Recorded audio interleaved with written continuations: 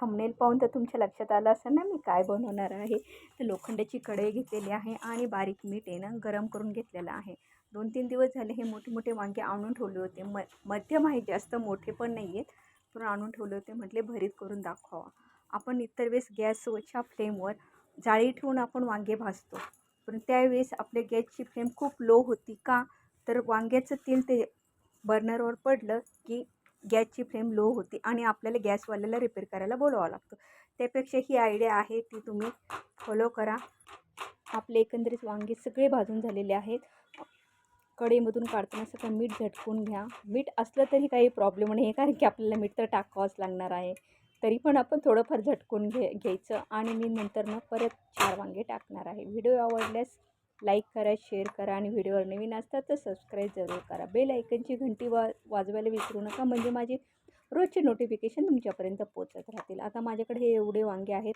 आता मी परत 4 कढईमध्ये वांगे भाजायला ठेवणार आहे, कारण की अजून 2 दिवस राहिले ना ते पूर्णपणे खराब होईल. आणि आपण भरीत साधंसुद्धा पद्धतीने करणार आहोत ना, ते भरीत खूप दिवस राहतं.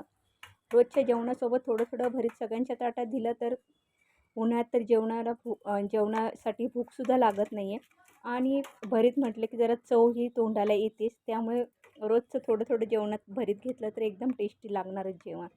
आता अशा प्रकारे आपल्याला अलगदपणे ना त्याचं कातडं काढून घ्यायचे, कारण बाहेरून मी बघताना खूप छान होते वांगे, थोडेसुद्धा असं कीड लागलेली नव्हती. आता आतून बघताना अलगदपणे ना ओपन करायचं आणि बघायचं की आळी वगैरे आहे का. परंतु एकंदरीत हे 4ही वांगे जे घेतले होते ते खूप छान निघाले.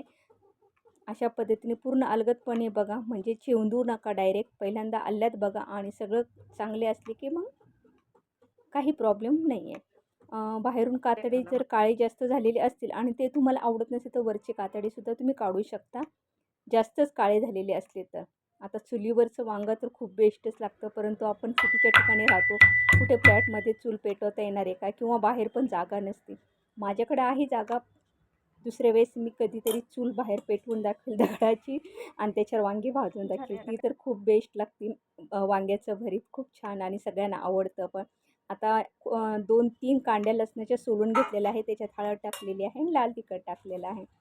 आता मस्तपैकी मीठ टाकायचं चवीनुसार आणि लाल तिखट जरा कमी प्रमाणातच टाका, उन्हाळा आहे, पोटात गडबड होऊ शकते त्यामुळे. आणि हे चमच्याच्या साहाय्याने तर काही आपण त्याच्यामध्ये मिक्स करू शकत नाही, शेवटी हातानेच मिक्स करावं लागतं.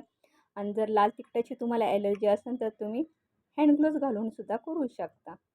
आता मी हाताच्या साहाय्यानेच करते. आणि देठ आहे ना, देठ थोडंसं कच्च्यासारखं वाटतं, त्यामुळे मी रुसणं घेतलेलं आहे आणि ती देठ ठेचणार आहे.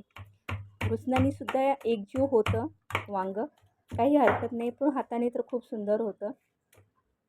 अशा पद्धतीने रुसण्याने सगळं काही एकत्र करून घ्या आणि 1 चमचा पळी तेल टाका. करडईचं तेल टाका. करडईचं तेल हे जवसाची चटणी असो किंवा कारळाची चटणी असो, कोणतीही चटणी असो किंवा भरीत त्याच्यावर जर टाकले तर आहा काय टेस्ट लागते. तुम्हीही बघा, कधीतरी तुम्ही 1 लिटर का होईना तुम्ही करडईचं तेल आणून बघा आणि फक्त हे चटणीसाठी खायचं, खूप सुंदर लागते. चला आपण भेटू नेक्स्ट रेसिपीमध्ये. बाय.